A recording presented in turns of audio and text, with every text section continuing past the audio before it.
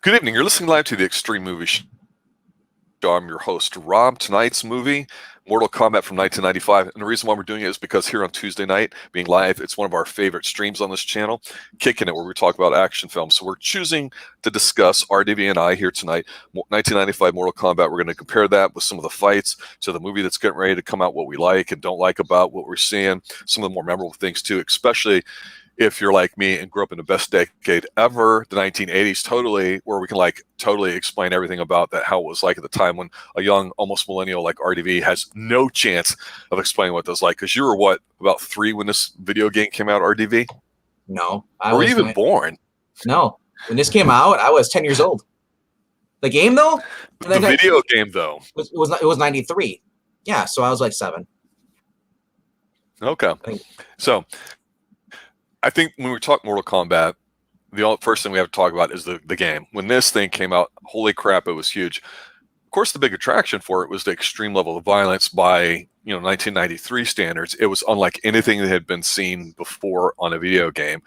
Video games have come a long way in the past 20 years, from interactive fiction, the Zork Infocom games, to the Apple II and Wagon Train and Castlevania and all these other games, Transylvania, excuse me, and everything else there, to Mortal Kombat, where you could rip somebody's head off, you could spit fire at them, you could turn them into a baby. Because remember, RDV, if you know your game, there's not just fatalities if you could figure out the secret codes. There's also babalities at some point in these, and it was one of the last huge video games in coin-operated arcade games back in the day, and I was a personal favorite of Scorpion, and I think you were too. So let's start off by talking about the movie. What did you think about this movie? The movie, as far as the story plot, was simple A to B. You could follow along, no problems. If anything, they were trying to bank off the success of the video game. So some of the CG was kind of hokey, but didn't really bother as much. Of course, I felt it was kind of tame compared to watching like Bloodsport or Kickboxer, But overall, though, it was kind of interesting to see the different actors they chose for the cast for certain characters. I like the fact that they chose Christopher Lambert as Raiden. I thought that was perfect casting. That was a gimme back in the day. Yeah, absolutely. Because Highlander was still big, but also the TV show Highlander with Adrian Paul was on there. So to have somebody that was really popular like Lambert I agree with you, total no-brainer. Talia Soto, who before this was only known from License to Kill, is one of the Bond villain girls. Oh yes, the red dress one. Yes. Talisa Soto. Yes. Talisa Soto. Yeah, she was that Bond movie. A lot of people consider to be a really great one, but Timothy Dalton's best. It's back to basics. But both the Bond women, that might be the best Bond women movie of all time because of her and the other one. And then you got the main villain, played by Kari Haruki Tagawa. Hiroyuki Tagawa. Yes. He's been around forever. Yes. Before this, he was kind of known by, Showdown in Little Tokyo with Dolph Lundgren. So he was in that movie too, as I believe as the villain as well. Yeah, so I mean, and then you got Robin Shaw playing Liu Kang. Not really familiar what his movies are, but I thought he was a perfect cast for this. I thought it was really cool. I would love to see him continued into the coming back in this new movie, but obviously they're just too old, I guess. Wouldn't make sense. Or so he could. No, he could. It just depends how they want to do it, because this is the guy that, unfortunately, or fortunately, depending on how you are, one of the most painful movies in the 1990s to watch is not Mortal Kombat. It's Beverly Hills Ninja with Chris Farley, and he was in here. So if you've seen Beverly Hills Ninja, he's the real ninja in that. Yeah. So you're like, oh, okay. Yeah, he was also in Street Fighter: The Legend of Chun-Li as well. Yep. Chun-Li. So, but yeah, and he actually is a martial artist. He does Kenpo, Wushu, and just regular karate. So it's kind of cool to see him actually doing his own moves. Lyndon Ashby playing Johnny Cage. I forgot that he was in this movie. Obviously, I like this guy. I do. I really admit it, I do. He played a perfect Johnny Cage, and I like him in Teen Wolf. He played the sheriff in there. He played Sheriff Selinsky. So it was funny to see him like I'm like going back, remember like, wait, he was in this movie. That's right. It's like it's wow. It's like totally opposite to what I know him as because I forgot he was in this. And then we have Bridget Wilson from Billy Madison, his son he played. So so Bridget Wilson, I felt was totally miscast in the sense that I kept going, oh, that's Pete Sampras' wife, and since nobody watches tennis since the 80s or 90s, Pete Sampras is one of the best United States male players of all time, one of the best serve and volleyers, probably the best serve ever, and I don't care what anybody says about anybody today. I'll argue that. They were an item. Everyone said, well, how can it be? This guy's boring. He's, other than his game that's exciting, he's got like a pulse of 50. He's just a boring dude. And you're like, how did he hook up with this really hot girl? So when she gets in there, it's like, do you really believe she's the character she's supposed to be? Or do you just look at her and go, oh, she's a hot woman? I mean, you can argue that with any woman or male even, actually. But what did you think of her in this film? She's too baby faced. She's supposed to be Sonya Blade, who's like a fighter, like expert fighter, and also like a federal agent. I was just kept thinking like, dude, no. That's why I was kind of glad they replaced her in the second movie, Annihilation, with Sandra Hess, who actually looked the fit. She actually looked the role. She just looked like the girl. She looked like Paris Hilton, before Paris Hilton. Like, just give me the dog in a purse. Much better than Paris Hilton. Let's be honest. Well, yeah, it's better than Paris Hilton. She had a huge nose. Gorgeous woman. But yeah, like I said, the cast was pretty much solid. Trevor Goddard, rest in peace. The guy died back in 2003.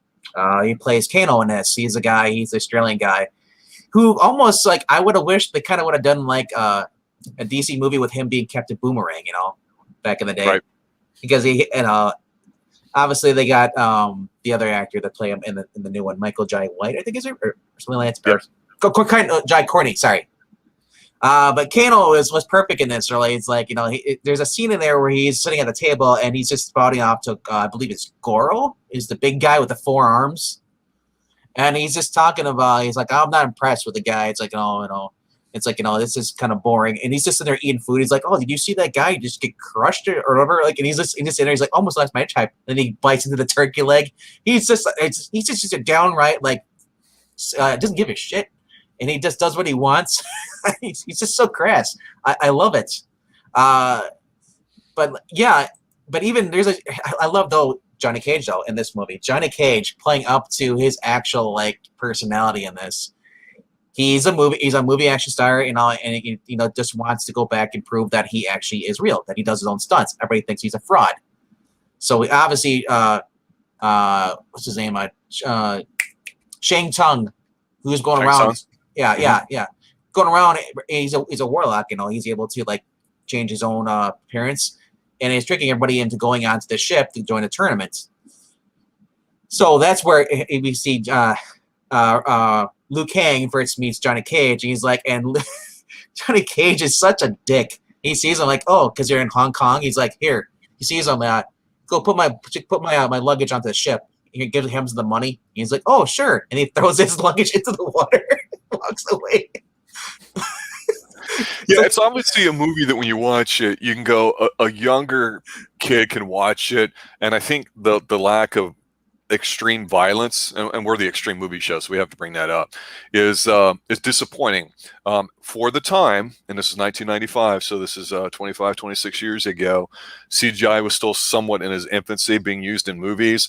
You take a great James Bond movie like GoldenEye, which actually is not a great James Bond movie because it's really piss poor James Bond movie, but there's a great opening sequence where he does the bungee jumping down the dam, and it just doesn't age well, the CGI, and you thought, oh, if they did that exact same stunt today, it would be so badass because it's so incredible.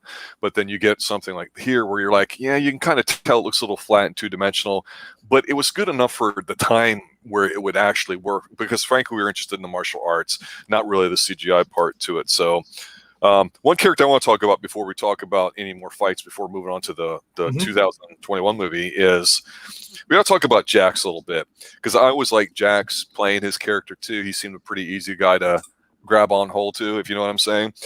One thing I wanted to mention was that whoever played Jax in this movie was actually a replacement. The guy that originally was supposed to play Jax was Steve James, I believe is his name.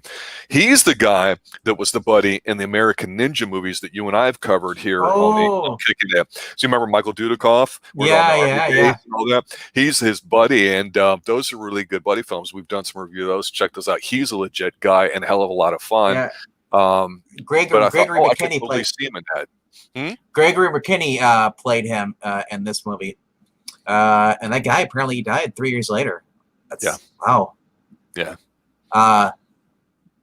Anyway, so yeah, and so I do love the cast here.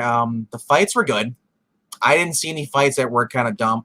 Although there's the one guy that's in here that gets his butt kicked. The one that's he has to go against the big giant guy. Yep. I actually know Goro isn't the name of the guy. Goro is the fighter. I'm trying to remember what the big dude's name was. The big dude. The big guy. That was probably the weakest fight scene I saw. Was that when they had the guy at the fork? He's like, ha ha ha! Like, I'm gonna kill this guy, and they're just cheering him on. I feel like Rocky, like we're watching Apollo Creed die again. Can you get that? I don't know if you saw that because the guy's just getting his butt kicked, and he got giant. He's like, come on, get up! And he's like, the guy's been knocked 3 times by these giant fists. And it's unfair because the guy has 4 arms against someone who has 2 arms. But I do like though. There's a scene in there where the big monster guy is he's given permission by Tang Shang, whatever, to basically go and like it's time to end this. Get rid of all the humans. And there's a montage. You just see this guy's getting thrown. Like there's like probably 15 to 20 guys. Just, I was like, come on. I was like, are you kidding me? It was such a funny thing though. But I want to go back to Johnny Cage. When Sonya Blade jumps onto the ship, the little ghost ship they're on, I love how it's like she goes up to him and he just kind of like between those two, they're kind of flirting a little bit. She's got the guy asking where's Kano? He's like, I don't know Kano's, but I'll help you find him. He's like, and later on when they're spying on Kano and the big Golger guy talking, they leave and then they get lost, and I love how he's like, it's like I know where we're going, like I can because we're trying to find Katana because they saw her like they're following her stuff. It's like he's walking through all these webs. There's just no way she came through there, but he's saying like, yeah, she came through this way, and they end up where they were. And I love how she says like it's like, oh yeah, he's like I think only thing you're smelling is bullshit. But before that though, they came across Kano and the big ogre guy. They saw a shadow and he's like, you know what? We're going to follow you. Because she said first she didn't want them to follow her because she was looking for Kano herself. And he apologized like, oh, it's a male thing. I want to, But as soon as I saw a girl, I love how both of them, him and Liu Kang, are like, you can go first. So there is some comedy in this, apart from the fighting, which didn't really ruin it for me. Like I said, most video game movies are horrible. But I thought that this movie actually did well. And I thought it actually did well too. It had a budget. It was a monster hit. It was big. Budget $18 million. Over 18 to 20. And this is a Paul Wes Anderson movie too. You forget about that. Yep. Yeah, it was like a 6-to-1 ratio too. Yeah, definitely $100 million at the time. $100 million for a film grossing was insane. So let's talk about the fact that the video game came out recently, and I've heard a lot of good things about it. I haven't actually played it myself, but I was really excited about the movie coming out here in 2021, the reboot, whatever you want to call it, for a lot of reasons. One, obviously with the situation that the world's been in with COVID, there's been a lot of delays and cancelizations and push outs of films and stuff. So we all like to have fun at a movie, and we like to see different types, and we know things have been watered down a lot. There's not a lot of great films. There's a lot of films that are out there. But you and I like doing Kickin' It, talk about all these action films that Chuck Norris's, all the 80s stuff that we've talked about so far, because we like simple, basic action. We like people fighting. We like a lot of stuff that's maybe not necessarily too flippity-floppity, but we want to see people one-on-one fighting. And this is where you and I may diverge a little bit, because I don't really care for comic book movies. They can be written great and they can appeal to an audience that likes them, but they're superheroes. It's hard to identify. You get something like Mortal Kombat and you watch this trailer and you're like, okay, The movie was kind of fun. It was kind of childish back in the 90s, and so was the sequel. You see this one, and there's a little bit of hope for you for two things. One, that's going to be just god-awfully, disgustingly violent and bloody, which one can hope for. I really do hope they go there. Now, I'm not sure if they're supposed to or not, but the other thing for me personally that makes this movie very attractive is that forgetting who it's directed by, it's produced by this guy, James Wan. And I've mentioned his name before because he was involved in several things that I just thought were phenomenal. So some of the movies that he's done as far as like a writer, he's written Saw. He wrote Dead Silence, which I believe is the Killer Doll, one of the Killer Doll movies that's just incredible. Insidious 2, he did The Nun. He wrote Aquaman. He directed Aquaman. Not a fan of Aquaman, but he did it.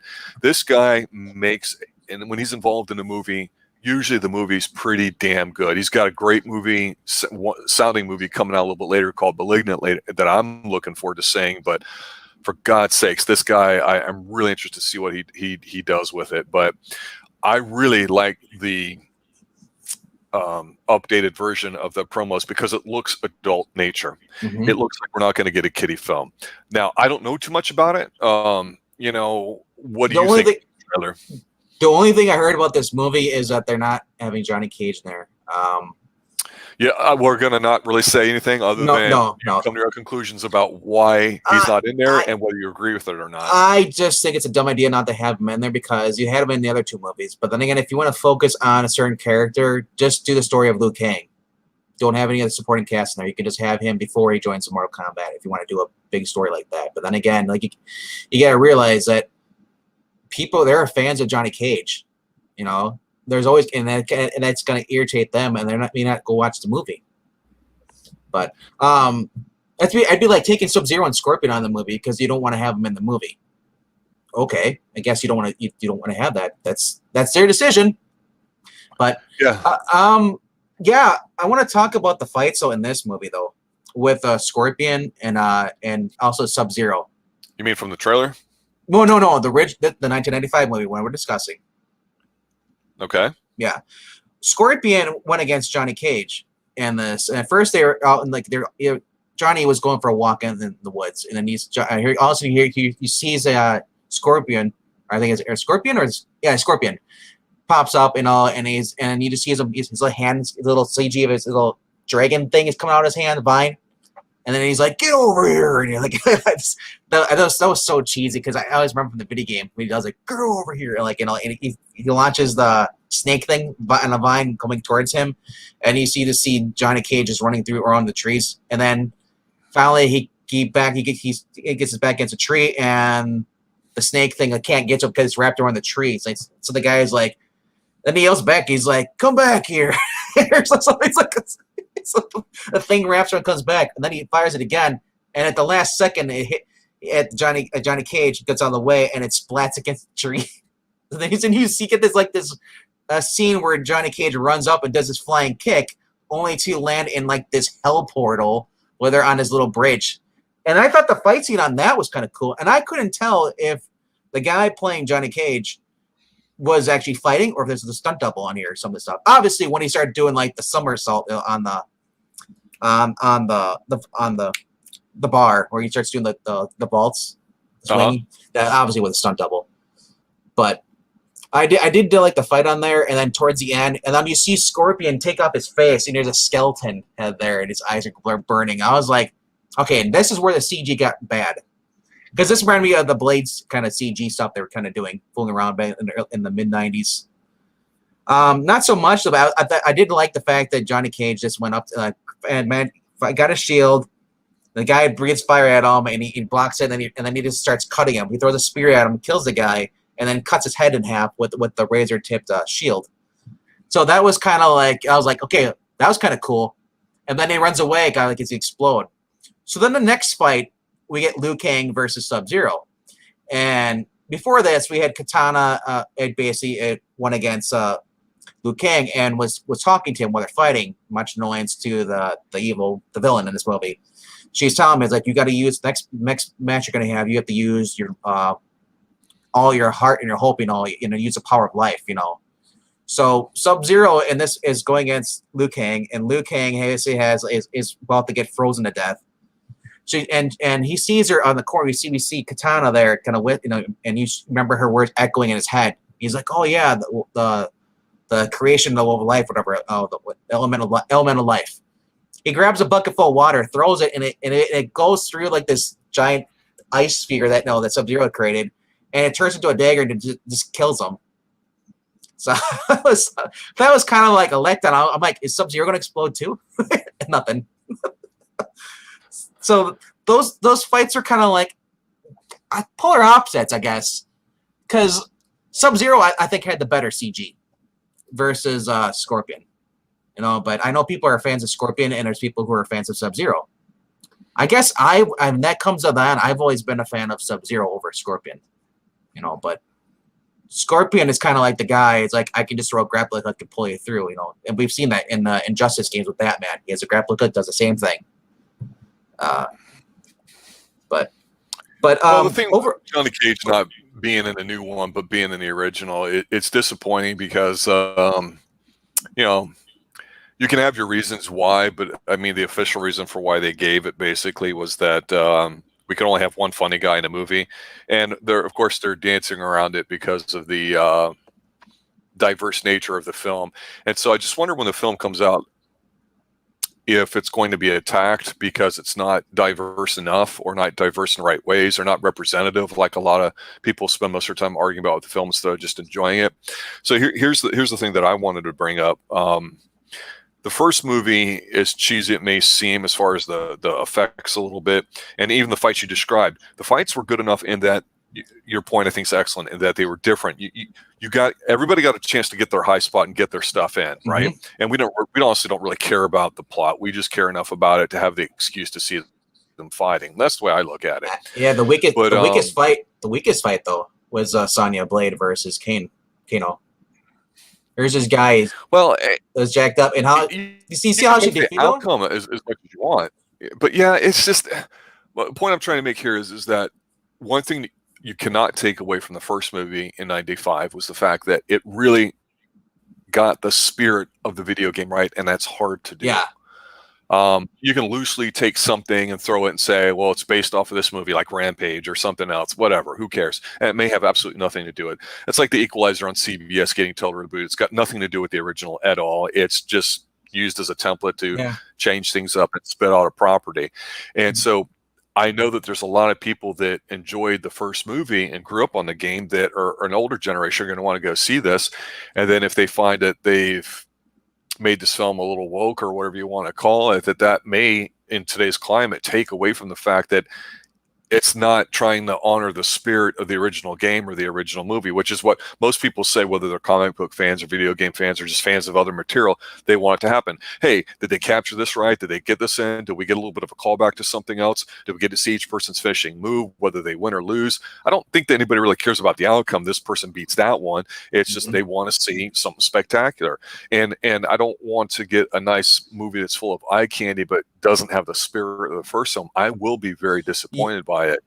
This movie was only PG-13. Now, if it had been a rated R, you would have had like a much better probably finisher, because Sonya Blade made as much money though. No, you wouldn't have made as much money. That you're right. And I want to say though, Sonya Blade though, the way she defeated Kano, AC doing that where she handstand and she left her legs around his neck, and then she basically cracks his neck. And I was like, yeah, he could have just gut punched her. Like that's because the long it took for her to like choke him out. Yeah, I thought that was kind of like, okay, that's not believable. But then again, we're a fantasy movie, so. But overall, the movie, it was fun, entertaining. I guess some people don't like this movie, and I don't understand why you would be against this movie. I thought it was actually pretty well made, for being what it is. Right. 90s technology. Hello to Jim, and hello to Tilium. I didn't say hi to you earlier, but good evening, Jim. Yeah, it's just a fun movie. I forgot this movie because I've seen the Annihilation's been on TV too, and I forgot that this movie was actually pretty decent. Because when it comes to 90s movies, most people are like, "Oh, it's from the 90s. It's just gonna suck." And that's generally true. Yeah, it is. I know. so, And they're kind of right about this film, but it's not supposed to be an Oscar, type movie. It's supposed to be one where you go and it's a popcorn film and you're supposed to have fun. And, I think a big part of it too, like I was saying before about the video game, is that the movie captured the spirit of it, but they did it successfully. And one of the positive traits is that a younger person could watch it without it, being a total gore fest. Fast forward now, the trailer for the new movie looks great. It looks like it has a darker theme to it. It looks like it's more made for adults, maybe the older ones. I know there's a younger generation of people that played the older games, and especially the newer ones. And the graphics on there are fantastic too. But I still, James Wan has a great track record for me personally. Lee Wannell, his partner, who's helped, that they've done a lot of stuff before too. Love their work. I love their re-imaging of stuff. Whether you like how it's re-imaged or not, I think they produce great movies, generally speaking. So I have a lot of hope for this. But the last thing I wanted to bring up was the fact that we've talked about before on some of our generic shows about what's happening in the movie industry. And one of the things too is that you get some companies that are into the streaming services. Obviously, Disney comes to mind on top of everybody's head. I think the Disney population is going to get very vocal. They're very passionate. But then you've got AT&T that really kind of botched the HBO Max rollout, and most people didn't know about it. It wasn't advertised well. The app sucked. Everything about it was just not done well, the execution. That being said, what I find intriguing is that they're planning on releasing to theaters and also onto their streaming service the same movie, one movie a month for the entire year to get people hooked on it. Mortal Kombat, I think, is the April movie that's going to be coming out. Kong and Godzilla, I think, is the end of this month, which is going to be great. I'm going to definitely go see both in the theater. And I'm curious as to how this is going to work out, because you get a lot of people being angry going, well, that's stupid. That's not right. It's not fair. It's not whatever. And the bottom line is how the content comes to you is still up for debate. But I think this is an intriguing strategy, because there's something about now having your 50, 60-inch TV at home, or even bigger, 4K availability, where you can sit at home and watch it and enjoy it. So I can see where you can take a movie like this that you might, in 95, said, let's make it PG so we can attract a bigger audience, where now you go, screw it, we don't have to worry about it. Let's just go ahead and go for it. And that's the vibe that I almost think this new movie is striving for. And I hope it goes there. So I don't normally get too up or excited for movies, but as much as I enjoy the original one being a goofy kind of film, I hope this one's at least just as good. What do you think? Well, with this movie coming out, there's a good possibility they might revive this Street Fighter franchise, Because remember, Street Fighter came out a year before this, the 1995 version of this movie. Yep. So I wonder if they'll bring back Street Fighter if the Mortal Kombat does well, especially if they're doing a serious film and if it's rated R. Like I said, nowadays it doesn't make a difference if it's rated R or PG-13. You still get the same amount of people watching it. Yes. And going for PG-13 means nothing anymore, because PG-13 is it. If you've seen the movies that are PG-13, especially in the 90s, in the early 2000s, they pretty much were rated R movies. They could have been easily, but they dropped the F-bombs. So there wasn't really anything. So, especially like some of the gore movies, like The Grudge, which should have been rated R. But anyway, though, I'll see this movie and I'll make my judgment on there. But so far, I agree with you. The scenery, what I've been seeing, the characters, it does look good. And I hope it does well, because I said, I hate to see a franchise like this be like, just never really appreciated. Because even though the games are popular, I would love to see a Mortal Kombat TV show. I wouldn't mind that, story of Liu Kang. We had Kung Fu, David Carradine, Mike Kelly. Kung Fu is tremendous. It's a great TV show. And that's Kung Fu's coming back to CW, so we could see a show for Mortal Kombat coming back, if it's on Showtime, or I don't care, somewhere that allows it the room to breathe in the story, where you can put enough information in there. Because that's the one thing with movies, when you're limited to how much you can do, and you have so many different people in here, like Mortal Kombat, I'm afraid they're gonna I guess the story's gonna sacrifice. Like maybe the director's cut of this movie will be better. Who knows? Yeah, but leaving Johnny Cage out, let's say this movie's average or even above average, or just damn good, or holy crap, that was better than I thought, or whatever it is. I still think there's going to be a chunk of people that go, they screw up by not having Johnny Cage in here. Imagine him going up against this person or that person, or him being a smart ass to this or that person, Well, or if yeah. he delivered this line. And the only other complaint, too, and I'm nitpicking here, is I'm going, why wasn't Amy Johnston in this movie? And I know you and I had talked about that when they were talking about the movie, but, you know, she does all this motion capture stuff for games as a stunt woman. She's been in a few small films on her own and stuff. We've covered a couple of them, and it just seems like she'd be the perfect Sonya Blade. Am I wrong? No, you're not wrong at all. And they got Jessica McNamee, which I've never heard. I don't think I've heard of anything She's before. Untitled. I don't know her. I mean, maybe she'll do it. I'm not going to hold it against her. I'll wait till I see it. Oh, she's from The Meg. Oh, God. And The Neighbor. But yeah, she's 34 years old, Australia. But just to prove my point, my last thought will be this, and I'll hand it to you. There's somebody sent me a video the other day, and I couldn't wait to mention it. They said the best reason to have had Johnny Cage in this movie, and they had like 5 minutes of him nut punching somebody in the video game. And I'm like, well, you know, a little Van Damme split, boom, right in the old twig and berries. I mean, so and maybe. Well, I don't know. I am looking at the cast for the new cast of they got the kid who's playing Pussy, Liu Kang. He looks younger than the other actor back in the 90s. Yeah. So there's some guy named Cole Young in there. I've never heard of him. I guess Chris Kamaska is gonna be back in there too. Scorpion? No. Sorry. He's not Scorpion. Okay, but they list him in there, so maybe he's gonna be doing the stunt work in the background. But and I agree with you. The only problem with these movies is, is there's no Chun-Li. Yes, she should be in every freaking fighter game. I don't care. Who cares if she's Street Fighter? Crossover. Give me Mortal Kombat versus Street Fighter. What's wrong with that?